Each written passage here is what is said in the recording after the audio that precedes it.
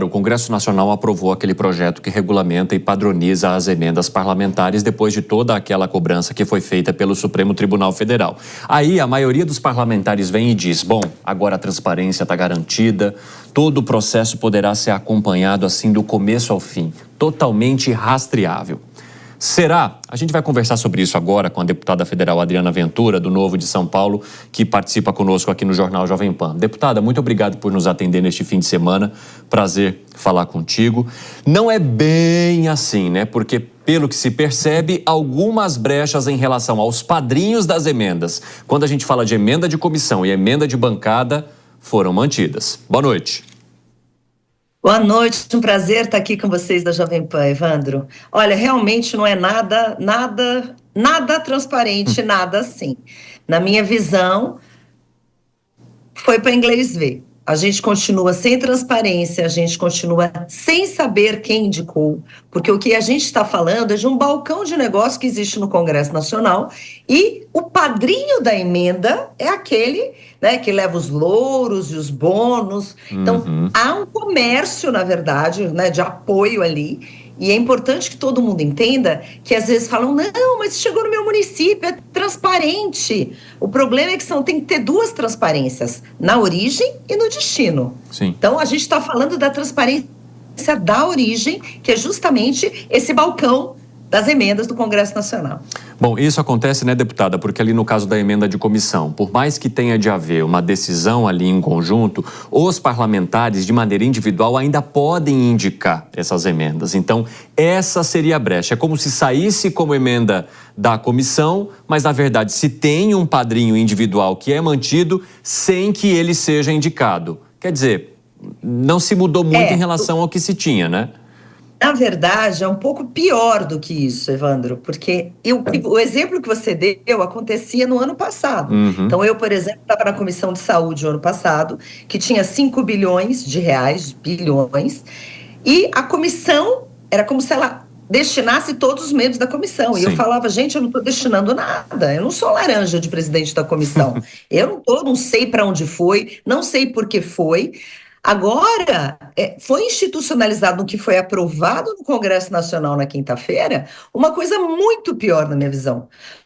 Porque a partir do momento, a comissão faz uma votação, mas depois o presidente da comissão, aspas, ou o líder partidário, pode mudar tudo sem a decisão colegiada. Então, agora é muito pior. Porque o relator, porque tudo isso começou quando a gente falava do orçamento secreto, a emenda de relator, é como se o presidente da comissão ou se o líder partidário fosse o relator. Não sai nome do parlamentar. Então, tem parlamentar que às vezes recebe 100 milhões para indicar, o outro não recebe nada do mesmo partido, do mesmo local. Então, é aquela coisa completamente sem transparência. Deputada, como é que a senhora se manifestou em relação às emendas parlamentares e, principalmente, como que seu partido se posiciona em relação a isso? Nós somos radicalmente contra, porque nós brigamos sempre por transparência. Isso, inclusive, há anos, desde 2021, a gente tem falado, deixa transparência, coloca critério, vincule a política pública. Porque isso, na verdade, assusta um pouco. Eu vi parlamentares falando que estava transparente, não tem nada transparente. Fizeram, na verdade, uma maquiagem. E se quem olha com cuidado aquele projeto, vê que não tem nenhuma clareza, inclusive, de como vai dividir o bolo. Então, por exemplo, se tem 10 bilhões de emenda de comissão, quanto que, por exemplo, o partido A vai receber, o partido B vai receber, o partido C vai receber? Ou melhor, como que cada senador vai destinar, cada deputado vai...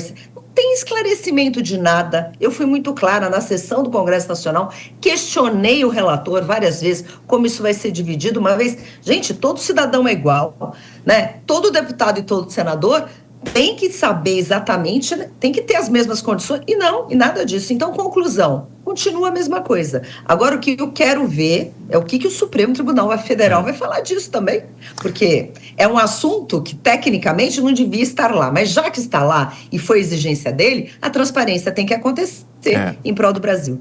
Deputada, o Cristiano Vilela, nosso comentarista, vai participar da entrevista. Vai lá, Vilela, pode fazer a tua pergunta. Deputada, boa noite. Deputado, eu quero fazer uma pergunta justamente nesse último ponto que a senhora tocou. Qual é a sua leitura, a sua avaliação de que o Supremo eventualmente venha a se movimentar por conta dessa aprovação para inglês ver, como a senhora mesmo colocou? E se, na visão da senhora, esse tipo de episódio pode acabar, de alguma forma, agravando ainda mais a relação já conturbada entre Legislativo e Judiciário? Olha, boa noite, Cristiano, um prazer falar com você.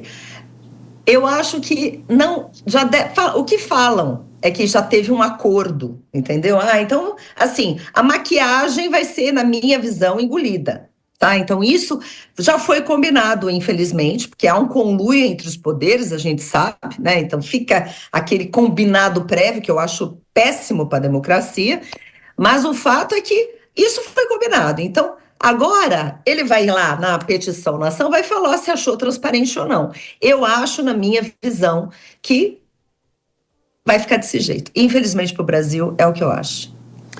Deputada, eu quero aproveitar que você está aqui conosco para fazer também avançar em outros temas que são relevantes. Agora há pouco a gente discutia a possibilidade de se adiar mais uma vez a votação do orçamento por conta da viagem dos presidentes da Câmara e do Senado. Eu quero entender, né, no bastidor, ali no dia a dia, como é que vocês estão lidando com essa situação? Como que a senhora enxerga a votação de um orçamento que já deveria ter acontecido no ano anterior e que agora corre o risco de ser adiada mais uma vez, e do quanto isso teria ou não já uma certa articulação ou um combinado entre Congresso e o governo? Bom, primeiramente, acho lamentável que o orçamento do país, que deveria ser votado em dezembro, estamos agora quase no final de março e nada acontece. O problema é que não tem nem sinal, gente, não tem texto. Porque ficou aquele embate entre legislativo e judiciário e executivo, cada um puxando para um lado, e nada andou. Quem paga, né? Dizem que em guerra de elefante quem paga é a grama. Pois é, o país está sofrendo. Agora, eu não vejo nenhuma... Eu não sei como que vai votar essa semana. Estão falando vai votar essa semana. Gente, para quem não conhece, a lei orçamentária anual é enorme, com 415 anexos enormes, cheio de tabelas. Então, é triste ver que, de uma forma muito leviana, eu estou falando essa palavra de uma maneira muito clara, fazem o orçamento do país. Porque uma coisa tão complexa, tão cheia de detalhes, entrelinhas e consequências, isso era uma coisa para estudar um ano para votar. Agora querem votar, colocar o relatório no dia e votar no mesmo dia. Então, quer dizer, é para inglês ver mesmo. Mas eu, pessoalmente, acho que essa semana o texto nem vai estar pronto. O relator falou que vai estar pronto, mas mesmo que esteja pronto, ele coloca o texto, tem 2.000, 5.000 emendas que depois vai colocar dentro. Então, não dá para fazer de uma maneira rápida se a gente pensa em alguma coisa decente. Que vai ser rápido, a gente já sabe, porque todo ano é a mesma coisa, né? Mas que minimamente a gente vai saber o que está votando, ou pelo menos vai ler as principais partes, isso tem que acontecer. Eu não acredito que vote a lei de orçamento antes do final de março. Vilela. Deputada, aproveitando o tema, nós temos visto esse tipo de situação não apenas na questão do orçamento, mas em diversas outras situações. Estamos discutindo agora, por exemplo, composição de comissões. Historicamente, as composições já se dão logo na primeira semana em que é eleita a nova mesa diretora da Câmara, do Senado, enfim. O ano passado, nós imaginávamos que passaremos o ano inteiro discutindo reforma tributária e, no final das contas, tudo se discutiu ali rapidamente. Em um mês, tudo já estava discutido e aprovado. Na avaliação da senhora, esse novo formato, ele veio para ficar no Legislativo, de pouca discussão, de uma discussão realmente que acaba se empobrecendo e com isso, de alguma forma, a sociedade acaba perdendo de participar ou de pressionar o Legislativo? Com toda certeza, a sociedade perde, né? O país perde, até porque muitas coisas eles ficam sabendo, inclusive, que vai para a pauta no próprio dia.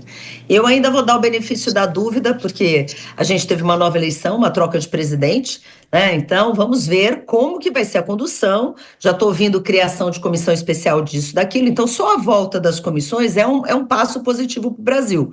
Porque antes era tudo direto no plenário, antes era tudo, a conversa era no bastidor, em salas, né? Ou então entre líderes partidários. Não tinha um debate com a sociedade, um debate com os órgãos de interesse, né? Com as organizações da sociedade civil. Então, isso é uma coisa muito preocupante, porque o processo legislativo se degradou nos últimos anos. Isso é fato, isso é triste. Muitas vezes a gente vai para plenário sem saber o que... a gente ia para plenário sem saber o que ia votar e muitas vezes sem texto. Então, realmente são práticas que eu espero que não venham para ficar e que o presidente atual da Câmara, o deputado Hugo Mota, mude essa prática. Ele já está tomando algumas medidas ou tem mostrado alguns sinais, né, quando ele fala que não vou votar mais urgência, tem que trabalhar nas comissões, quando existe previsibilidade de pauta, na minha visão é um sinal positivo. Agora, precisamos ver como é que a coisa vai andar para poder afirmar realmente, porque o processo legislativo realmente tem deixado muito a desejar e não é a favor do país.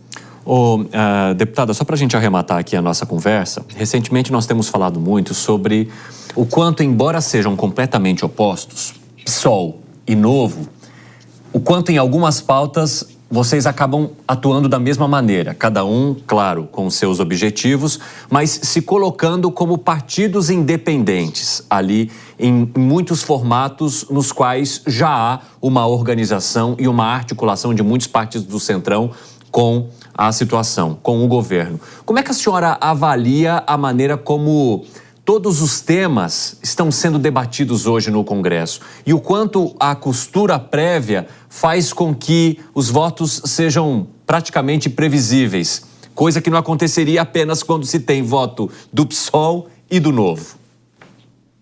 Pois é, não, eu acho que assim, primeiramente eu quero dizer que PSOL e Novo são, assim, diametralmente opostos, a gente tem visões de mundo completamente diferentes, só deixando isso muito claro, ok? Beleza? Porque assim, em visão de mundo, né, do que defende, um defende livre mercado, outro que... Mas assim, tem votações que votamos igual, assim como a gente vota com outros partidos. Dito isso, com o preâmbulo, eu achei muito interessante a sua colocação, porque eu vou falar agora de uma coisa que poucos falam, mas eu acho que é necessário falar. Querendo ou não, a gente vive hoje, todo mundo fala de ditadura do judiciário, que realmente existe uma ditadura do judiciário, certo? Não tem para quem recorrer. Só que hoje existe a ditadura do legislativo. E o que eu chamo de ditadura do legislativo? É simplesmente os parlamentares, muitas vezes, eles votam porque o líder mandou, porque é indicação partidária, e às vezes, pela falta de contagem de voto, está tudo muito concentrado em 5, 6 líderes partidários. E o parlamentar, na minha visão, não é mais livre para votar do jeito que quer. Então, quando fala de consenso, quando fala de ter tempo para os parlamentares, nos últimos anos, o que sempre aconteceu, os líderes debatem, votam para a bancada, a orientação é essa, pronto, é acordão e pronto. É assim que funciona. E eu acho que isso é péssimo, porque muitas vezes não representa a vontade do eleitor, de quem elegeu, da população. Está representando vontade pessoal de líder partidário, né, ou de alguém específico, mas foi feito um acordo. Então, muitas vezes os parlamentares, até não chega texto, não lê texto e tal, falam, eu não sabia. Claro que não sabia. A gente não tem texto, chega lá e lê, o líder mandou votar sim. Então, eu acho, existe uma ditadura no legislativo pela própria condição da casa, né? Lá é presidencialista, totalitarista. O presidente da casa resolve tudo, resolve a pauta, resolve isso, resolve aquilo, junto com os líderes, mas alguns líderes, né? Os líderes de partidos grandes, porque é o que dá a contagem de voto, que precisa provar, acabou. Deputada Adriana Ventura, obrigado por conversar conosco nesse fim de semana. Até a próxima. Até a próxima, um prazer falar com você. Evandro e Cristiano, obrigada. Uma ótima noite.